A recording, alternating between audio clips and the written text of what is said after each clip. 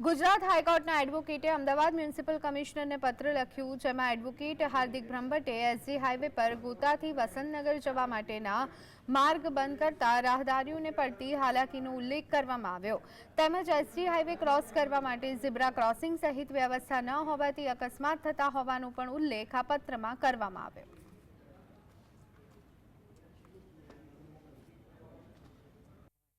આ રસ્તોમાં જે ગોતાથી લઈ અને વૈષ્ણોદેવી સુધીનો જે 4 થી 1 કિલોમીટરનો જે રસ્તો છે તેની અંદર કોઈ પણ પેડેસ્ટ્રીયલ ક્રોસ રોડ નથી આપવામાં આવ્યા અથવા કોઈ વ્હીકલ માટે જવા માટેનો જે કટ કહીએ આપણે એવું આપવામાં નથી આવ્યું. એ બંધ કરી દેવામાં આવ્યું છે. પહેલાં 2 જગ્યાએ હતું કે જ્યાંથી લોકો પાસ કરી શકતા હતા. હવે આ નેશનલ હાઈવે છે જે કોર્પોરેશનની હદમાં આવે છે એટલે એનો વહીવટ કરવાનો અથવા એનું આયોજન કરવાની જવાબદારી કોર્પોરેશનની રહે છે. એટલે કે અમદાવાદ મ્યુનિસિપલ કમિશનરના અંડરમાં અને કમિશનર ઓફ પોલીસના અંડરમાં આ રોડ આવે છે કે જેની વ્યવસ્થા કરે છે. રસ્તો ફક્ત વ્હીકલ્સ માટે નથી.